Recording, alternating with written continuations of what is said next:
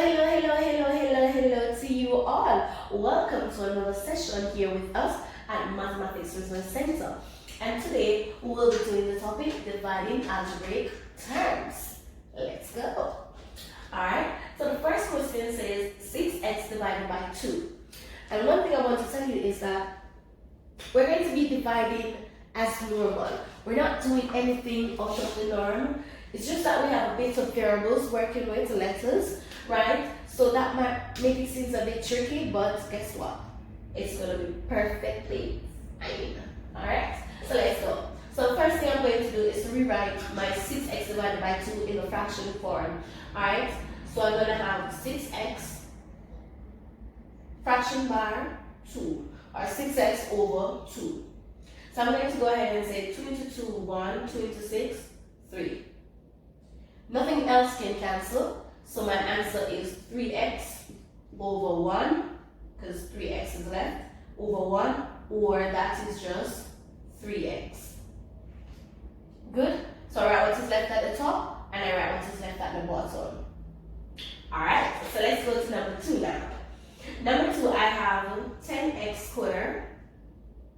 For the division sign, I put my fraction bar, and then I have 5x. What I'm going to do with number 2 is to expand it a bit so you can see it a bit clearer.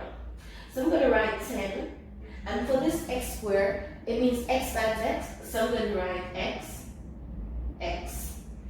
Good? Because that's x times x. All over 5x.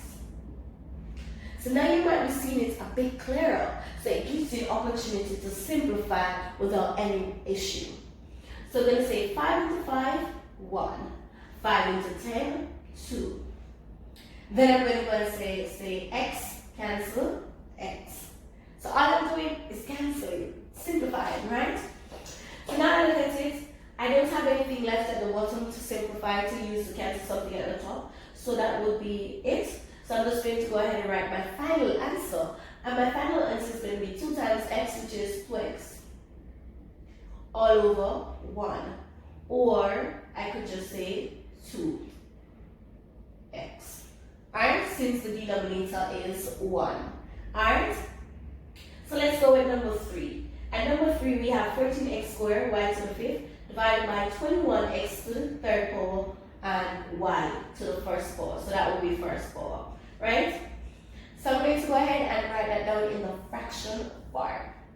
So I have 14 x squared, y to the 5th, divide by 21 x cubed y. I expand that, so I have 14 x to the 2nd power, that's 2x, x times x, y to the 5th power, that's y times y times y times y times y. I'm almost out of breath saying those y's. Alright, divide by 21 x times x times x, because it's x to the 3rd power, and here I only have 1y. Good? So now I'm going to go ahead and I'm going to simplify. So I'm looking at 14 and 21. Which number can I divide into 14 and also divide into 21? What is that? 2? 3? Nah. 7? Yes. So 7 to 14, 2 times. 7 to 21, 3 times. Now we're going to simplify by cancelling the x. X cancel x, x cancel x. Do I have any more x to cancel? No. So I'm going to go with the y's. Y cancel y. So let me go ahead and write in my answer. Alright, so I have 2 times y times y times y times y. So that is 2. How many y's? 1, 2, 3, 4. So that is 2 to the 4th power. Good? And then all over 3 times, I only have an x there, so that would be 3 times x, which is 3x. Good?